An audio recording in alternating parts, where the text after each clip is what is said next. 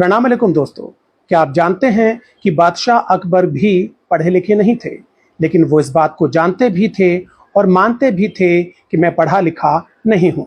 इसलिए उन्होंने मुकम्मल सियासियात यानी एंटायर पॉलिटिकल साइंस की फर्जी डिग्री हासिल करने की कोशिश नहीं की।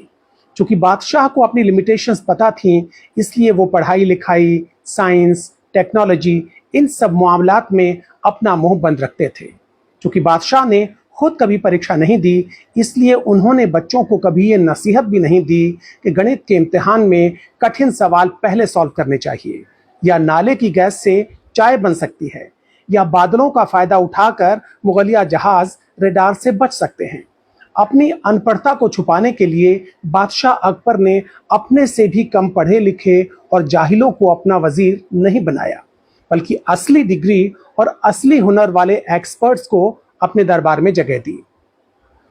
इनमें से 9 सुपर एक्सपर्ट्स को नवरत्न कहा जाता था। ये नवरत्न चूंकि एक्सपर्ट्स थे, इसलिए बादशाह इनसे सलाह लेते थे, सलाह देते नहीं थे, और देते भी तो नवरत्न फालतू की सलाह को एक्स्ट्रा टू ए बी मानकर इग्नोर कर देते थे। दूसरी बात अकबर बादशाह में यह खास थी कि वो सही आदमी से सही काम लेते थे।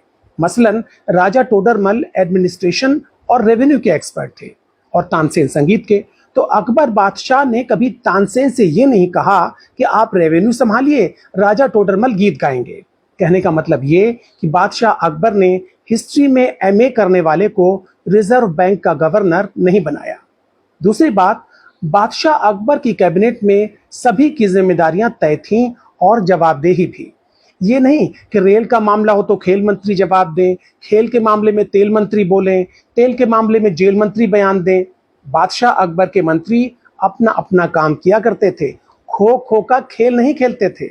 बहरहाल बादशाह अकबर ने सड़कें बनवाई, शानदार इमारतें बनवाई, सराय बनवाई, बहुत कुछ बनवाया, लेकिन जीते जी अपने नाम से जलालुद्दीन मोहम्मद अकबर स्टेडियम नहीं बनवाया।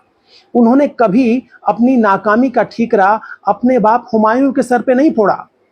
अच्छा, अकबर के दरबार में हमारे एक पूर्वज व्यंग्यकार यानी सैटारिस्ट भी थे, आप जानते हैं, उनका नाम था बीरबल।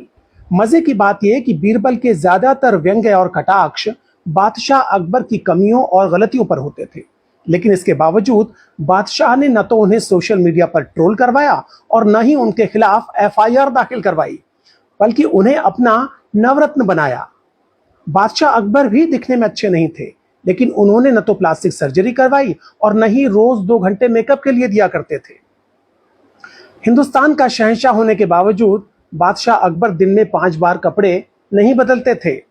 बादशाह अकबर गलत फैसला देने के लिए मुंसिफ और काजी पर दबाव नहीं डालते थे, रियाया से किए हुए वायदों को भूल नहीं जाते थे, सब कुछ एक्चुअल और ओरिजिनल करते थे, पुरानी योजनाओं के नए नाम नहीं रखते थे। और सबसे बड़ी बात कि बादशाह अकबर ने मजहब को हमेशा सियासत से अलग रखा। अपनी प्रजा में उन्होंने कभी धर्म के आधार पर भेदभाव नहीं किया। उनके 9 में से 4 रत्न बीरबल, मानसिंह, टोडरमल और तानसेन हिंदू थे, और बाकी सब भी हिंदू मुसलमान करने वाले लोग नहीं थे, बल्कि फैजी ने महाभारत और गीता का फारसी में अनुवाद किया। और रहीम के बारे में, अब्दुल रहीम खान खाना के बारे में तो सब जानते हैं कि वो ब्रजनंदन भगवान श्री कृष्ण के अनन्य प्रेमी थे। तो इस तरह बादशाह अकबर ने साबित किया कि राजा अनपढ़ होते हुए भी महान हो सकता है, बशर्ते उसका दिल साफ हो और सोच बड़ी हो, बशर्ते राजा झूठा, मक्कार, धोखेबाज और नफरती न हो।